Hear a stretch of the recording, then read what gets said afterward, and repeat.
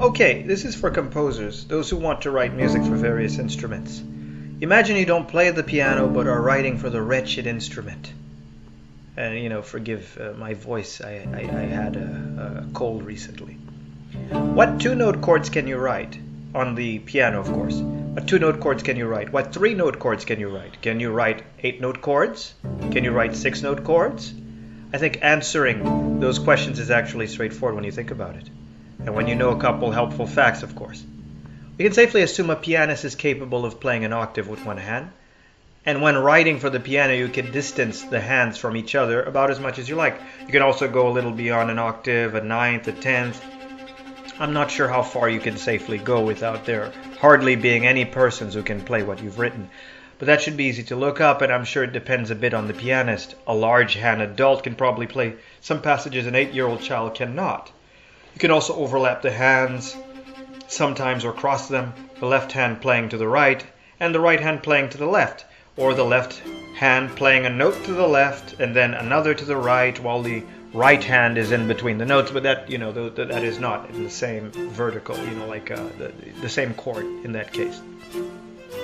You could normally have more than 10. You can't normally have more than 10 notes vertically. That means in a chord, because there aren't any more than 10 fingers. Correct me if I'm wrong. If humans really do only have 10 fingers, some notes can be sustained with the pedal. So you can have a note sounding while the fingers go play some other notes. Writing chords for the piano isn't too difficult when writing for a human.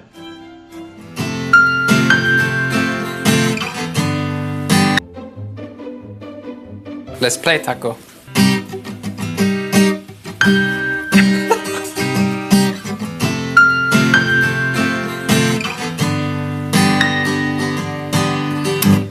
Taco, good job!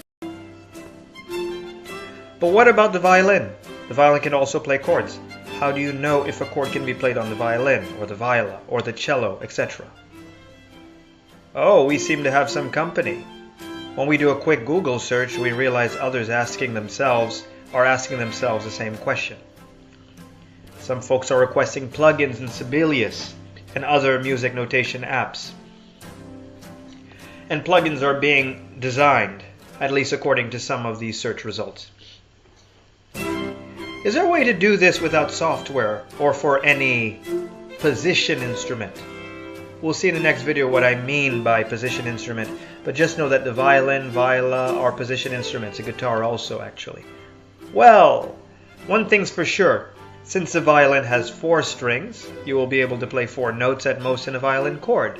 Knowing that is better than nothing, but doesn't that still leave quite a few possible chords? How do we decide which of them are possible on the violin? We could continue wearing our Sherlock Holmes caps and deduce that the lowest note of any chord cannot be lower than the lowest note any string is tuned to, usually a G3 on the violin, that the second lowest note cannot be any lower than the second lowest note any string is tuned to, a D4 on the violin, and so on. The other 2 notes are A4 and E5, but that still leaves quite a few chords. Just because a chord doesn't violate that rule doesn't mean it can be played. What do we do now? Okay, I surrender. Let's grab some textbooks and see what they say. This one is the well-known one from Rimsky-Korsakov, Principles of Orchestration. And here's a popular one by Adler, The Study of Orchestration. I can't find anything in the Rimsky-Korsakov book on the matter of playability of violin chords, so he potentially doesn't touch on the subject.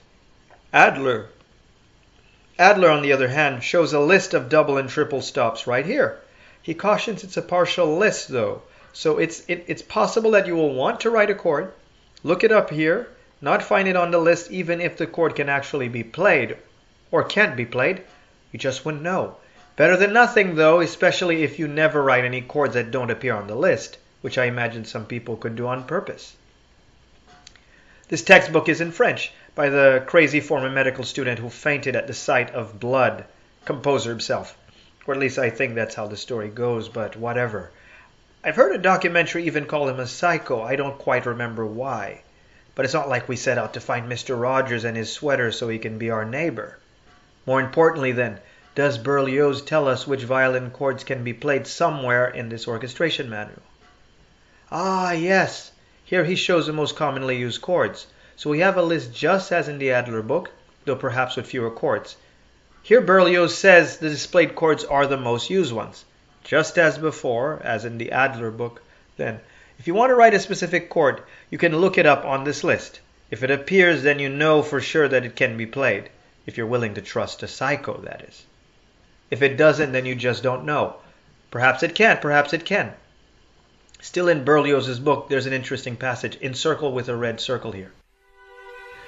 The composer indicates a pattern he noticed concerning three-note chords, triple stops.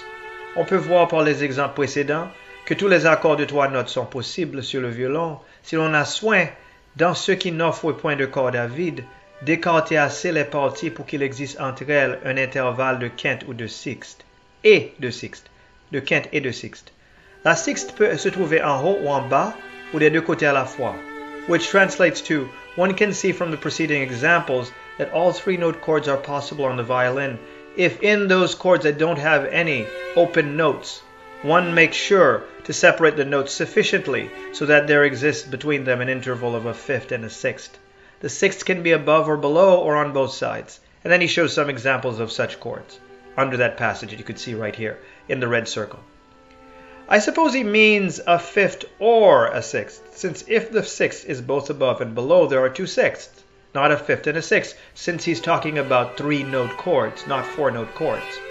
In the case of four-note chords, you could have that and still have a fifth in the middle, which, by the way, are also possible on the violin.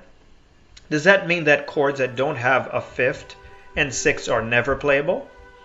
I think he's providing us with a guarantee for chords that do have a fifth and a sixth, not a prohibition for chords that don't.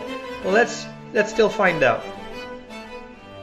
Here's a page from the orchestration manual of Charles Koechlin. I never figured out how to pronounce that one. On the subject, showing several chords that have neither a fifth nor a sixth. Some of them have a sixth but no fifth, like the sixth and a fourth, etc. Now, as you will see, while there are chords with fifths and sixths that can't be played, it is indeed true that chords that have such intervals are playable under certain circumstances, which we will make more precise later on. Given similar conditions, in general, certain interval pairings are always possible. Others never are. But there are many other intervals that can be played, not just the fifth and the sixth. Again, as we will eventually see.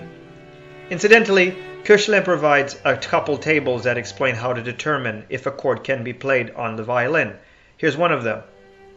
Yeah, I mean, I always say Koechlin. It doesn't look like, a typical French name, German or something. I don't know if it even looks German, but anyway, there was a lot of immigrants, there's a lot of, Victor Hugo, his last name seems Spanish. I think he has, there's a lot of well-known, French authors and stuff. Zola, Émile Zola, his last name, I think it was Italian, even though he didn't speak the language as far as I know, There's a lot of those figures in French history that did not have French last names. I prefer this one, though. Anyway, back to the subject, I prefer this one, though. This table.